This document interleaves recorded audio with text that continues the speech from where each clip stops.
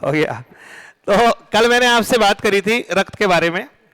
रक्त के बारे में कल से पहले तुम्हें इतना ही पता था कि रक्त एक तरल पदार्थ है जो लाल रंग का होता है, जिसे खून कहते हैं। लेकिन कल मैंने तुम्हें एक बात बताई कि जो रक्त होता है, अगर आप उसे एक बर्तन में डाल दो तो रक्त होता ऐसा है, यानी इस तरीके से। क्या जी पीला होता है? रक्त पीला नहीं होता, लाल दिखाई देता है आपको। लेकिन उस लाल दिखाई देने का मेन कारण होता है उसके अंदर पड़ी हुई बहुत सारी कोशिकाएं। अब देखिए मेरी बात जो मैं आपसे कह रहा हूं कि कल मैंने आपको बताया था कि रक्त को अगर आप एक पात्र में डाल दें तो आपको इसमें दो चीजें दिखाई देंगी। एक चीज दिखाई देगी आपको द्रव, और कुछ चीज होंगी इसमें ठोस, और वो ठोस होंगे कण के रूप में। जो द्रव वाली चीज होगी ना, वो ये है येलो वाली, जो आपको पीली चीज दिखाई दे रही है ना, ये इसका नाम होता है प्लाज्मा। इसका मतलब है कि प्लाज्मा का कलर पीला होता है, बिल्कुल पीला होता है प्लाज्मा का कलर। प्लाज्मा पीले रंग का होता है, ध्यान रखना। लेकिन फिर भी आपको रक्त पीला दिखाई नहीं देता, लाल दिखाई देता है। उसका कारण है कि इसमें कुछ ठोस कण मौजूद होते हैं, उसके कारण से वो रंग आपको वैसा दिखाई देता है। अगर हम ठोस कणों की बात करें तो ठोस चीजें जो इसमें दिखाई देती हैं उन्हें हम बोलते हैं रक्त कोशिका, यानी ब्लड सेल। यानी हमारे रक्त में रक्त कोशिका होती है, और ये कोशिका तीन प्रकार की होती हैं।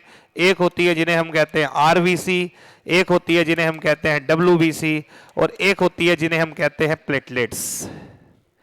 आरबीसी लाल रंग की दिखाई देती है, डब्ल्यूबीसी वाइट ब्लड कार्पल्स सफेद रंग की दिखाई देती है, और जो प्लेटलेट्स है वो ऐसी होती है बिल्कुल ब्लेड जैसी, जैसे ब्लेड हो, ठीक है, बिल्कुल ब्लेड के समान होती है। सबसे छोटी जो होती है ना देखने में, वो प्लेटलेट्स होती है। तीनों होती है, तीनों के अलग अलग काम होते हैं हमारे शरीर में। लेकिन प्लाज्मा में अगर ये तीनों चीजें आप डाल दो तो मिलकर के क्या बन जाएगा? ब्लड बन जाएगा। अब देखिए मैंने आपको बताया था कि अगर हम बात करें हमारे रक्त में प्लाज्मा कितना होता है, तो लगभग 55 से 60% होता है। और ये रक्त कोशिकाएं कितनी होती हैं? 40 से 45% होती है। 40 से 45% कोशिकाएं होती हैं, और बाकी लिक्विड ज्यादा होता है। तभी तो रक्त लिक्विड है। अगर ठोस चीजें ज्यादा हो जाती तो लिक्विड ठोस अवस्था में आ जाता, बिल्कुल, क्योंकि उसमें लिक्विड ज्यादा है, प्लाज्मा ज्यादा है। अब मेन बात है कि सब चीजों को भूल जाए, इन्हें कोशिका वगैरह को, मेन बात करते हैं प्लाज्मा में। प्लाज्मा क्या होता है? तो देखिए प्लाज्मा जो है, अगर प्लाज्मा को आपको समझना है ना, तो प्लाज्मा में दो ही चीजें होती हैं। एक तो होता है जल, और एक होता है कुछ अन्य पदार्थ। जल सबसे ज्यादा होता है प्लाज्मा में, 90 से 92% पानी। आप सोचो हमारे रक्त में 55 से 60% प्लाज्मा है, और प्लाज्मा में 90 से 92% पानी है। इसका मतलब है रक्त में एक बहुत बड़ी मात्रा पानी की होती है, बहुत ज्यादा बड़ी मात्रा पानी की होती है। बाकी 8 से 10% क्या होता है? इसमें अन्य चीजें होती हैं। अन्य चीजें एग्जाम्पल के लिए जैसे कुछ पदार्थ होते हैं, जैसे एक होता है बिलरुबिन, बिलरुबिन।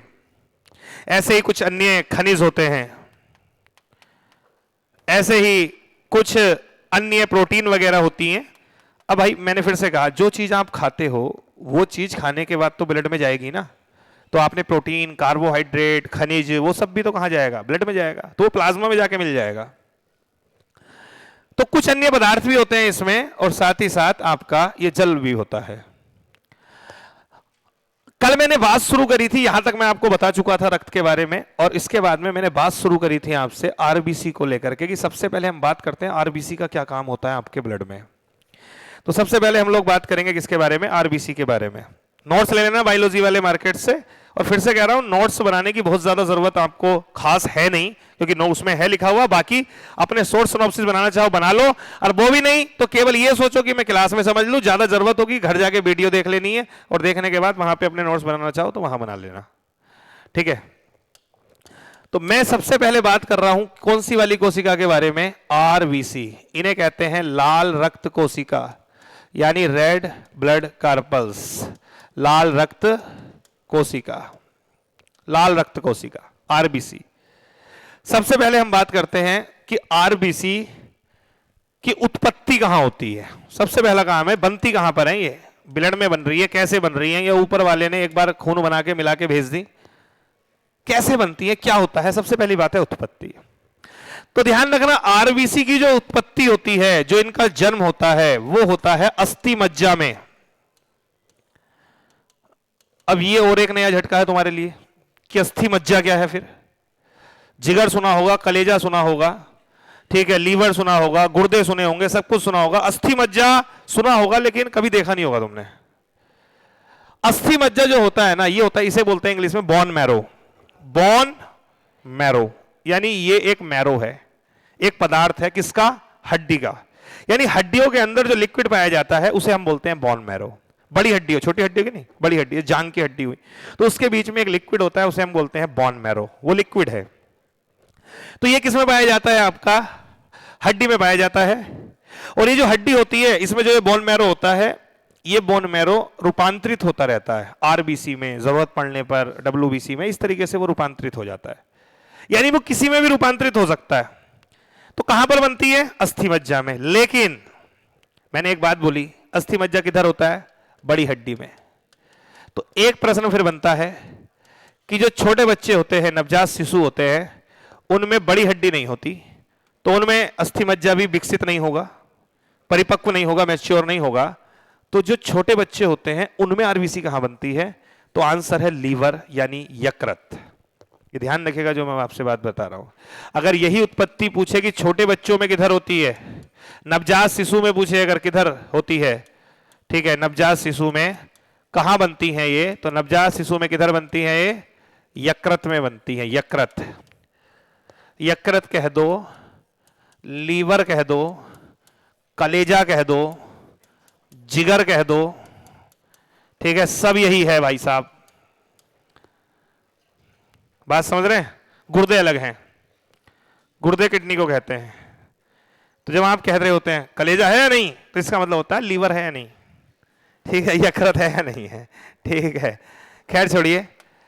तो उत्पत्ति तो मैंने आपको बता दी आरबीसी की कहां होती है। अब उत्पत्ति के बाद आयु की बात करते हैं कि इनकी उम्र कितनी होती है। आरबीसी की आयु होती है 120 दिन। अभी 120 दिन का मतलब परमानेंट नहीं है, 90 भी हो सकती है, 80 भी हो सकती है, 125 130 दिन भी हो सकती है। मतलब औसतन जो है वो लगभग कितनी होती है, 120 दिन। अगर हम माह की बात करें तो लगभग 4 माह होती है। उत्पत्ति समझ में आ गई, आयु समझ में आ गई, काम समझ में नहीं आया। काम क्या है, कार्य। कार्य समझना बहुत जरूरी है। कार्य होता है ऑक्सीजन का वहन करना। अब भाई ये बहुत बड़ी बात है, ऑक्सीजन का वहन हमारे शरीर के लिए कितनी महत्वपूर्ण बात है। तो कल मैंने आपको एक फंडा समझाया था। देखो सीधी सी बात है, आपका जो शरीर है वो बहुत सी कोशिकाओं से मिलकर के बना हुआ है। पूरा हाथ है, जितने भी अंग हैं, उस सब में क्या है, कोशिका। अब कोशिका को बताओ क्या चाहिए, कोशिका को चाहिए ऊर्जा। कोशिका को क्या चाहिए, ऊर्जा।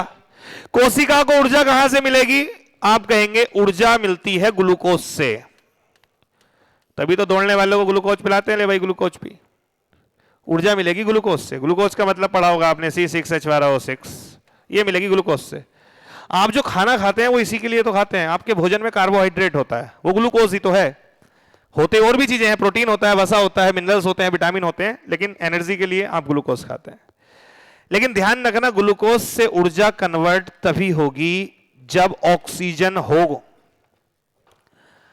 ऑक्सीजन अगर हुई तब तो ऊर्जा बनेगी, और ऊर्जा के साथ में CO2 बनेगी।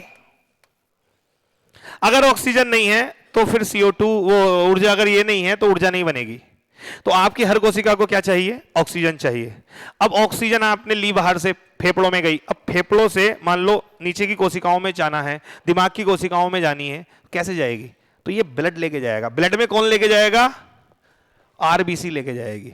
तो आरबीसी क्या करती है, ऑक्सीजन को पकड़ती है फेफड़ों से, ले जाके कोशिका को दे देती है कि ले। और कोशिका बदले में क्या कहती है कि ले CO2 ले ले, क्योंकि उधर अंदर उसे ऊर्जा बनानी है और क्या बनेगी, CO2। हमारी बॉडी क्या बनाती है, CO2 बनाती है। हमारी कोशिकाएं CO2 निकालती हैं, ऑक्सीजन लेती हैं, और वो CO2 फिर हम बाहर निकाल देते हैं। तो ये सिस्टम जो हम श्वास ले रहे हैं ना, सांस जो ले रहे हैं, उसकी जरूरत आप समझ रहे हैं क्या है? हमारी कोशिका को ऊर्जा तभी मिलेगी जब हमें ऑक्सीजन मिलेगी। ऑक्सीजन को लेके जाने का काम कौन करेगा? आरबीसी करेगी। लेकिन यह काम आरबीसी भी नहीं करती है, यह काम करती है आरबीसी पर, आरबीसी के साथ जो जुड़ा हुआ होता है जिसे हम कहते हैं हीमोग्लोबिन। ये नाम आपने कई बार सुना होगा, हीमोग्लोबिन। मेनली जैसे मैंने आपको कल एक एग्जांपल भी दिया था कि मैं आपसे कहूं कि ये कौन लिख रहा है, जो मैंने ये लिखा ये कौन लिख रहा है, तो आप कहोगे कि मैं लिख रहा हूं। मैं नहीं लिख रहा हूं, ये लिख रहा है पेन। मेन काम करने वाला ये पेन है, ये स्टाइलर है। मेरी बात समझ रहे हैं? सेम वैसा ही है। आरबीसी O2 का वहन करती है, ये आपको देखने में लग रहा है। आरबीसी के साथ जुड़ा हुआ होता है हीमोग्लोबिन। मेन वहन काम करने का कौन करता है? जो ऑक्सीजन का वहन करता है वो करता है हीमोग्लोबिन। हीमोग्लोबिन दो चीजों से मिलकर बना होता है, एक होता है हिम, एक होता है ग्लोबिन। अब ग्लोबिन एक तरीके की प्रोटीन होती है, ध्यान रखना, ये एक तरीके की प्रोटीन होती है, ये एक तरीके की प्रोटीन है। और जो हिम होता है ये दो चीजों से मिलकर बना होता है, एक होता है आयरन और एक होता है पोरफायरिन। आयरन और पोरफायरिन, तो बेसिक से लेके गया हूं मैं अभी तुम्हें। ब्लड मैंने बताया क्या होता है, प्लाज्मा होता है, ठीक है। और आरबीसी, डब्ल्यूबीसी और प्लेटलेट्स, ये चार ही चीज है, प्लाज्मा, आरबीसी, डब्ल्यूबीसी और प्लेटलेट्स। फिर मैं लेके गया तुम्हें आरबीसी पर। आरबीसी के मैं आपको बताया उत्पत्ति कहां हुई है, आयु कितनी होती है, उसके अलावा आरबीसी का काम क्या है, आरबीसी से जुड़ा हुआ क्या होता है, हीमोग्लोबिन होता है। हीमोग्लोबिन के दो पार्ट होते हैं, हीमोग्लोबिन, और हिम में आयरन है और पोरफायरिन है। अब देखिए ये आयरन जो होता है ना, इसी के कारण से लाल रंग होता है आरबीसी का, ये ध्यान रखिएगा, इसी के कारण से। पेड़ पौधों में आयरन की जगह मैग्नीशियम होता है, वो हरा रंग देता है। लेकिन हमारे अंदर आयरन है तो वो कैसा रंग दे रहा है? लाल रंग दे रहा है। तो इसी तरीके से ये आयरन के कारण से है। हमारे जो ब्लड का लाल रंग है ना, आप कहेंगे आरबीसी के कारण से, मैं कहूंगा आरबीसी का लाल रंग किसके कारण से? हीमोग्लोबिन के कारण से। हीमोग्लोबिन का लाल रंग किसके कारण से? आयरन के कारण से। बात आई समझ में? ये आयरन करता है ऑक्सीजन का वहन। मेन तो जो ऑक्सीजन का वहन करने का काम है ना, वो मूल रूप से कौन कर रहा है? आयरन। लेकिन चूंकि आयरन पार्ट है हीमोग्लोबिन का, इसलिए यह काम किसके द्वारा किया जा रहा है? आपका हीमोग्लोबिन के द्वारा किया जा रहा है। अब समझिए मामला होता कैसे है।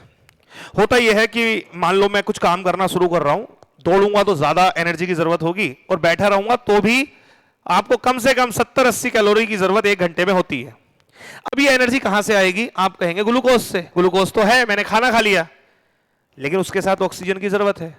तो अब ऑक्सीजन मैंने फेफड़ों से ली और कंटिन्यू ये आरबीसी क्या करेंगी? इस ऑक्सीजन को ले जाके हमारी कोशिकाओं को देंगी। अब आरबीसी क्या करती है? अपने से जोड़ती है ऑक्सीजन को और लेके चली जाती है। आरबीसी की एक उम्र होती है 120 दिन। अब उम्र बढ़ने के साथ आरबीसी के साथ क्या हो जाता है ना, बुढ़ापे में जाकर के इसका शरीर कड़क हो जाता है, मतलब लचीलापन समाप्त हो जाता है, बिल्कुल कड़क, टाइट हो जाती है आरबीसी। तो जो हमारा लीवर होता है, दो अंग और मैं आपको बता रहा हूं हमारी बॉडी में, एक होता है लीवर, एक होता है जिसे बोलते हैं हम तिल्ला। तिल्ला नहीं सुना होगा तुमने, स्प्लीन सुना होगा। सुना है? स्प्लीन सुना है या नहीं? इसे वो पिलिया सुना होगा, पिलिया। पिलिया जिसे खून की थैली कहते हैं, पिलिया कह दो, ठीक है, या तिल्ला कह दो। ये अरे नहीं पढ़ा तो बायोलॉजी पढ़ी इसलिए रहे हो तुम, ये सब एक ही है। तो होता क्या है ना, जब आरबीसी कड़क हो जाती है तो उसके बाद ये आपके लीवर में जाके और पिलिया में जाकर के ना जो छोटी छोटी कैपिलरीज होती है। अब देखिए आप कहोगे जी हाथों में नस है, आपको दिखाई दे रही है हाथों की नस, लेकिन क्या यही इतनी ही मोटी नसें आपके दिमाग में होंगी? आप कहोगे नहीं, पतली होंगी। जो जैसे अंग जितना छोटा होगा उतनी पतली होंगी, और एक टाइम पे तो इतनी पतली हो जाती हैं कि वो बिल्कुल रुई के रेसे के समान बन जाती हैं। जैसे आप हाथ काटोगे खून निकलेगा, मैं कहूं कोई नस कटी है, नस नहीं कटी है, पतली पतली कैपिलरीज कटी हैं, बहुत छोटी छोटी होती है, नन्ही, दिखाई नहीं देंगी आपको, सूक्ष्मदर्शी से देख पाओगे। तो जब ये बहुत ज्यादा मतलब इनकी आयु पूरी हो जाती है ना, तो ये हो जाती है कठोर। अब क्या होगा, ये लीवर और स्प्लीन में जो पतली पतली कैपिलरीज होती हैं, ऐसे करके ये जाते जाते ये उसमें फंस जाती हैं। मान लो यहां फंस गई आरबीसी, अब यहां फंस गई, पीछे से जो कोशिका आई हैं उन्होंने इसे तोड़ दिया, तो अब आरबीसी की हो गई मौत। तो क्वेश्चन अगर आपसे पूछे आरबीसी की मौत कहां होती है, तो आंसर दो हैं, या तो स्प्लीन आंसर लगा देंगे आप, और या लीवर। अगर दोनों दिए हुए हैं तो पहले आंसर आप लगाना स्प्लीन। इंग्लिश में स्प्लीन दिया हुआ रहेगा, हिंदी में प्लीहा या तिल्ला दिया हुआ रहेगा। और ये ना हो तब आंसर क्या लगाना, लीवर। और ऑप्शन में दोनों आंसर हो तो लगाना दोनों, यानी लीवर भी सही है और स्प्लीन भी सही है। बात आ रही है समझ में जो मैं बोल रहा हूं? तो अब क्या हुआ, अभी आरबीसी फंस गई, पीछे से इसकी तुड़ाई कर दी जो पीछे वाली कोशिका है, और आरबीसी की मौत हो गई। अब आरबीसी की मौत के बाद में क्या होगा, मौत के बाद में यह होगा कि हीमोग्लोबिन अलग हो गया। अब हीमोग्लोबिन टूट जाएगा दो भागों में, एक हिम में टूटेगा और एक ग्लोबिन में टूटेगा। ग्लोबिन तो ये प्रोटीन है, ये ऐसे ही घूमेगी आपके प्लाज्मा में, जैसे मैंने बताया प्लाज्मा प्रोटीन होती है, ऐसे ही घूमेगी। अब ये हिम वाला जो भाग है ये भी दो भाग में टूट जाएगा, एक टूट जाएगा आयरन में और एक टूट जाएगा पोरफायरिन में। मौत के बाद बता रहा हूं मैं आरबीसी की। अब ये जो आयरन है कोई दिक्कत नहीं है, लोहा है ये रिसाइकिल हो जाएगा, यानी ये दोबारा से नया हीमोग्लोबिन इससे बन जाएगा आयरन से। जो ये आयरन होता है ना, ध्यान रखिएगा, इस आयरन का क्या हो जाता है, रिसाइकिल हो जाता है, दोबारा से हीमोग्लोबिन बन जाएगा। तो यानी आयरन लेने का बार बार का लोचा नहीं है कि रोज देखा तो लोहा खा रहे हैं बैठ के, जरूरत नहीं है। इसलिए आयरन एक माइक्रो मिनरल्स है, बहुत ज्यादा आपको आयरन की जरूरत नहीं होती, क्योंकि हमारा वो रिसाइकिल होता है। आरबीसी मरी, दोबारा से टूटा वो और आयरन हो गया, फिर दोबारा वो आयरन यूज हो गया। केवल महिलाओं को आयरन की जरूरत होती है, क्योंकि उनको मासिक साइकिल से गुजरना पड़ता है, जिसमें उनको ब्लड का लॉस होता है, बहुत सारी आरबीसीज हीमोग्लोबिन उनकी बॉडी से आउट हो जाती है। इसलिए उन्हें क्या करना है, उनको जो है वो आयरन की गोली लेनी पड़ती है, उनको पालक वालक की इन सब चीजों की जरूरत ज्यादा है। लड़कों को ज्यादा नहीं है, लड़कों को जब भी है जब किसी एक्सीडेंट वगैरह में खून वगैरह शरीर से बाहर निकल जाए। अब ये क्या मामला है पोरफायरिन का, ये पोरफायरिन मरने के बाद में जब आरबीसी मर जाती है तो ये कन्वर्ट हो जाता है किधर, बिलरुबिन में कन्वर्ट हो जाता है, ये हो गया बिलरुबिन। अभी देखिए मैंने जिक्र किया था आपसे एक बात का कि आपके प्लाज्मा में बिलरुबिन होता है, प्रोटीन होता है, तो ये कहां से आया, ये आया यहीं से, जब आरबीसी मरी तो जो पोरफायरिन था वो पोरफायरिन कन्वर्ट हो गया किधर, बिलरुबिन में। बताइए समझ में। अभी क्या होगा, देखिए इधर ये मैंने बना दिया आपका लीवर, ये लीवर,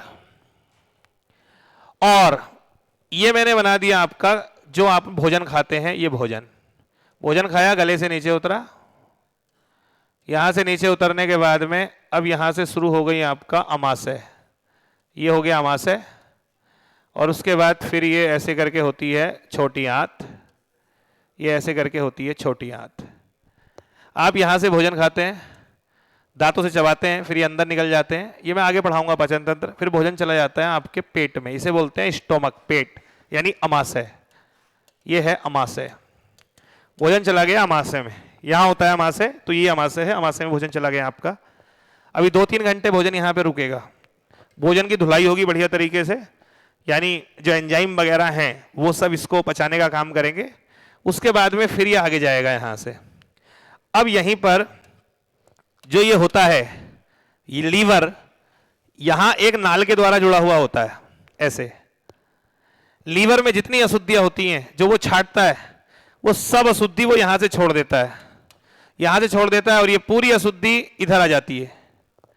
तो आप कहेंगे कि सर मान लो हमने कुछ खाया ही नहीं और वो अशुद्धि इधर आई, तो फिर तो केवल अशुद्धि आएगी इधर ऐसे, तो फिर कैसे बात बनेगी। तो कुदरत, देखिए कुदरत ने क्या करा, यहीं बीच में एक थैली और लगा के दे दी, एक यहां थैली लगा दी कि जब तक आप खाना नहीं खाते तब तक इधर ये पूरा आकर के इधर ऐसे इकट्ठा होता चला जाएगा, ऐसे पूरा ऐसे इकट्ठा हुआ, और जैसे ही आपने खाना खाया वैसे यहां से ये पूरी थैली संकुचित हो जाएगी और पूरा इधर से ये भाग इधर आ जाएगा। ये वाला जो भाग आपको दिखाई दे रहा है ना, इसको हम बोलते हैं यकृत यानी लीवर, और ये जो आपको दिखाई दे रहा है ना, इसे हम बोलते हैं गाल ब्लेडर यानी पित्ताशय, ये है पित्ताशय। और ये जो पदार्थ यहां से निकल के आ रहा है इसे हम बोलते हैं पित्त, पित्त कहते हैं इसे, वाइल। ये वाला पित्त नहीं, आपके पित्त निकल रहा है जब बनता है तो जलन होती है। पित्त तो क्षारीय होता है, पित्त की प्रकृति क्षारीय होती है, ध्यान रखना। जो पित्त की प्रकृति होती है ना, ये अम्लीय नहीं होता, ये एसिटिक नहीं होता है, ये क्षारीय होता है। कुदरत देखिए आप क्या कुदरत कर रही है। आपने जो भोजन खाया है उसकी पीएच वैल्यू होगी 5 या 6, यानी वो एसिटिक होगा। आप भोजन में खाते हैं, नमक डाल रहे हैं, नींबू डाल रहे हैं, वो कब खाते हैं, वो एसिटिक होता है। फैट खा रहे हैं, तेल खा रहे हैं, वो सब एसिटिक प्रकृति का है। और जब ये भोजन आपका इधर पहुंचता है ना, इधर जाकर के पहुंचता है, तब इसमें आकर के मिल जाता है, अमाशय निकालता है आपका HCl, हाइड्रोक्लोरिक एसिड। कितना खतरनाक एसिड है आप सोच नहीं सकते, HCl। ये HCl क्यों निकलता है? आपके भोजन में जो बहुत ज्यादा जटिल पार्टिकल है, हड्डी खा लेते हैं कुछ लोग, कुछ भी खा लेते हैं, वो सब पच जाएगी, क्योंकि यहां से एसिड आएगा और ये एसिड आकर के इस भोजन को 2-3 घंटे में इसको गलाएगा। अब ये भोजन जब यहां से आगे जाएगा ना, अगर ये भोजन ऐसे ही आगे चला गया तो पूरी आपकी जो छोटी आंत है वो पूरी जल जाएगी, झुलस जाएगी एसिड से, बुरे आलम हो जाएंगे उसके। तब इस कंडीशन में क्या होता है, मैंने क्या बताया, इधर से लीवर निकालता है वाइल, पित्त, और ये पित्त यहां से होता हुआ आके यहां इकट्ठा हुआ रहता है। और जैसे ये भोजन इधर से प्रवेश करता है, गाल ब्लेडर इधर से संकुचित होता है और पूरा इधर से वाइल इधर आ जाता है। वाइल इसमें आके मिल गया, तो जब वाइल इसमें आके मिल जाएगा तो ये है क्षारीय, इसकी पीएच वैल्यू हो गई 7 to 8 मान लो, इसकी पीएच वैल्यू मान लो हो गई 3, तो ये उसको एवरेज कर देगा, उसको 5 या 6 पे लेके आ जाएगा, जिससे कि छोटी आंत को कोई नुकसान नहीं होगा। तो ये एग्जाम में क्वेश्चन आपसे पूछ सकता है कि वाइल कौन बनाता है, पित्त कौन बनाता है, कौन बनाता है? पिता से मत लगा देना, पिता से तो इसलिए बोला है कि पित्त आराम करता है इसमें, जैसे आके एक एक बूंद इकट्ठा होता रहता है ना, तो वो इसमें आराम करता है। अब देखिए, लीवर जितनी अशुद्धि होती है, जो कुछ भी होता है, वो वाइल के साथ ही भेज देता है। अब पहली अशुद्धि मैंने अभी आपसे जिक्र किया है बिलिरुबिन का। बिलिरुबिन कब बनता है? आरबीसी मरती है, हीमोग्लोबिन टूटता है हीमोग्लोबिन में, हिम टूटता है आयरन और पोरफायरिन में, और पोरफायरिन कन्वर्ट होता है किसमें? बिलिरुबिन में। अब ये क्या करेगा, जो लीवर है वो बिलिरुबिन को भी इसके साथ भेज देगा कि चल भाई, क्योंकि बिलिरुबिन क्या है ना, ये विषाक्त पदार्थ है, ये विषाक्त है, जहरीला है। तो अब क्या होगा, अब यहां से ये बिलिरुबिन भी आ रहा है। अच्छा ये बताओ, ये कैसे कलर का होगा? वाइल कैसे कलर का होगा? पीला। क्यों होगा पीला? क्योंकि उसमें बिलिरुबिन है। ये यहां पर आएगा, यहां इकट्ठा हो गया, खाना खाया आपने, यहां आया, और फिर यहां से ये पूरा संकुचित हुआ और ये यहां से इधर आ गया, इससे मिल गया, और ये पूरे आपके भोजन को किस कलर में कन्वर्ट कर देगा? येलो कलर में कन्वर्ट कर देगा। उसके बाद में फिर ये भोजन आपका आगे बढ़ेगा और ये आगे जाएगा, ये आगे जाएगा, और फिर बड़ी आंत से घूमता हुआ और फिर अपशिष्ट शरीर से बाहर चला जाएगा। अब देखिए, कभी कभी क्या हो जाता है कि कभी कभी लीवर में इंफेक्शन हो गया, लीवर में इंफेक्शन हो गया। अब इंफेक्शन के कारण से आपको पता है, जब लीवर में इंफेक्शन होगा तो लीवर सही से वर्क नहीं करेगा।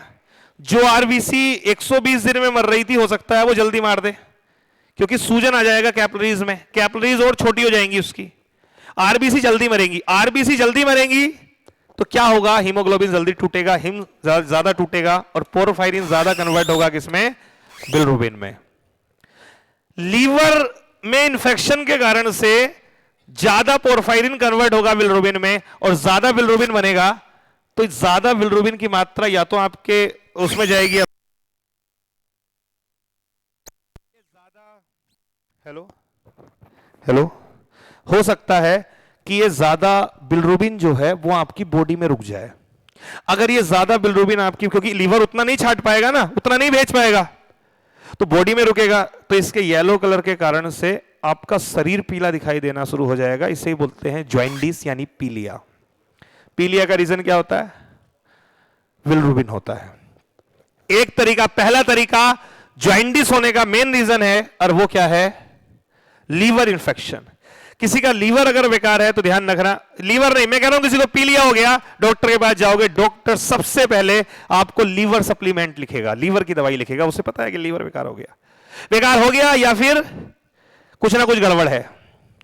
जैसे किसी व्यक्ति को अगर डेंगू हो, मलेरिया हो, कुछ भी होगा, ध्यान रखना, उसके बाद में उसको 100% पीलिया होगा, 100% पीलिया होगा, क्योंकि मलेरिया की अवस्था में ऐसा सामान्य तौर पे होता है कि आपका लीवर इंफेक्टेड होता है, होगा। ठीक है, दूसरी बात, या दूसरी बात ये हो जाए कि यहां पर कोई पथरी बन जाए, जैसे मान लो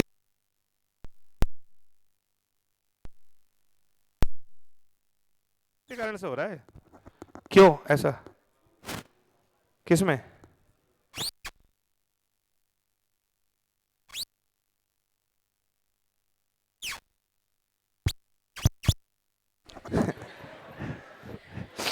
चलिए, तो अब क्या है, मान लो यहां पथरी हो गई, अब इस पथरी की अवस्था में क्या होगा, यहां से वाइल आएगा नहीं इधर, और वाइल नहीं आएगा तो फिर से वो बॉडी में रुक जाएगा और फिर से पीलिया हो जाएगी, फिर से जॉइंटिस हो जाएगी। अच्छा मेरे को बताओ, यहां मान लो यहां पथरी हो जाए और यहां से बिलिरुबिन यहां ना आए और ये बिलिरुबिन आपकी बॉडी में रुक जाए तो पीलिया हो जाएगी। तो जब बिलिरुबिन इधर नहीं आएगा तो क्या अपशिष्ट में कोई कलर आएगा? पीलिया की पहली पहचान होती है अपशिष्ट में बिलिरुबिन जाना बंद हो जाता है। कई बार डॉक्टर के जवाब देखें, क्वेश्चन देखें उसके कैसे होते हैं, क्वेश्चन पूछता है वो आपसे, डॉक्टर हमेशा ध्यान रखना, वो आधी जानकारी केवल आपसे पूछ करके जान लेता है, यूरिन कैसा आ रहा है, ठीक है, यूरिन ज्यादा पीला तो नहीं है, ठीक है, ये तो नहीं है, उससे पता चल जाएगा गुर्दे की दिक्कत है। अपशिष्ट पूछेगा, उसके बारे में उसको पता चल जाएगा कि दिक्कत किसकी है, लीवर की दिक्कत है। कई बार क्या हो जाता है ना, इधर पथरी हो जाती है, इधर पथरी हो जाती है, इसे बोलते हैं पित्ताशय की पथरी। पित्ताशय की पथरी निकल नहीं सकती क्योंकि ये थैली उल्टी है, इसे निकालना बड़ा मुश्किल काम है। इसके कारण से मजबूरन क्या करना पड़ता है, काट करके पूरा मामला ही इधर करना पड़ता है, पूरा निकाल देते हैं, ये काट के इधर बाहर कर देते हैं पूरा। जब ये पूरा भाग आपने निकाल दिया, पूरा निकाल दिया, अब लफड़ा है। अब क्या है, आप खाना ना खाओ या ना खाओ, अब यहां से एक एक बूंद करके वाइल और बिलिरुबिन इधर गिरता रहेगा, गिरता रहेगा, ऐसे ही। बात समझ रहे हैं? इसलिए डॉक्टर कहता है जिसका पित्ताशय निकल जाता है, जिसका गॉल ब्लैडर निकल जाता है, उससे वो कहता है कभी भी भर के एक साथ खाना मत खाना। आपने एक साथ भर के इतना खाना खा लिया, वो एसिडिक होगा, और जब ये इधर आगे जाएगा ना तो इतना ज्यादा वाइल तो आएगा नहीं उधर से कि वो उसको न्यूट्रल कर पाए, वो उसकी एसिडिटी को कम कर पाए, उसके एसिडिक नेचर को कम कर पाए, नहीं करेगा। और फिर ये जब फूड नीचे जाएगा ना तो इसमें इन्फेक्शन हो जाएगा छोटी आंत में। इसलिए डॉक्टर राय देता है जिनका गॉल ब्लैडर निकल जाता है उनसे कहता है भैया आधी आधी रोटी खाना, आधी रोटी खा लेना, फिर 1 घंटे बाद आधी खा लेना। उससे क्या होगा, आप आधी आधी खाओगे, थोड़ा थोड़ा फूड आगे जाएगा, थोड़ा थोड़ा आकर के उधर से वाइल और बिलिरुबिन मिलता चला जाएगा। बात समझ में आ रही? तो अभी एक आपको मैं नसीहत देता हूं बड़ी अच्छी खासी। वो नसीहत ये है कि लीवर का काम क्या होता है, आपकी बॉडी, आप जो कुछ भी खाते हैं, जितना भी उसमें अपशिष्ट है, कुछ भी होता है, वो सब जो है उसको कौन छानता है, आपका लीवर छानता है। आप दारू पियोगे तो उसमें भी जो दारू में जो भी चीजें होती हैं, उस सबको भी, अल्कोहल को वॉश करने का काम कौन करता है, लीवर करता है। अब सोचो कोई भी चीज XYZ, अब किसी को पहले से पीलिया है, यानी उसका लीवर पहले से ही है परेशान, अब उसके बाद में फिर वो बाहर का खाना खा रहा है, और चीजें ले रहा है, ये ले रहा है, अल्कोहल ले रहा है, कुछ भी ले रहा है, तब ऐसे में लीवर जो है उसे ज्यादा काम करना पड़ेगा, लीवर हो सकता है बैठ जाए। लीवर की आयु बहुत होती है, लीवर की आयु लगभग 150 साल होती है। लीवर शरीर का ऐसा अंग है, खतरनाक अंग, ठीक है, लेकिन उसके बावजूद भी सबसे ज्यादा झेलना पड़ता है ना, हर चीज को जो झेलता है वो लीवर झेलता है। आपने कोई दवाई खाई, सबसे पहले लीवर झेलेगा उसे। आपने सप्लीमेंट खाया, लीवर झेलेगा उसे। आपने मोटे होने की, पतले होने की दवाई खाई, लीवर झेलेगा उसे। उसमें जो भी होगा उसे लीवर पूरा झेलता है। अगर पीलिया नहीं है, लीवर सही काम कर रहा है आपका, ये ध्यान रखना। और अगर पीलिया है, इसका मतलब है लीवर में दिक्कत है। बात समझ रहे हैं? आ रही है बात समझ में? चलिए, इतनी बात क्लियर हो गई तो आगे बढ़ते हैं। अभी सीरियस मत होना। ओ यार मजा ये क्या, ये आवाज से बिगड़ रहा है मामला, कर लेना है ना सही से। हाँ अब देखिए,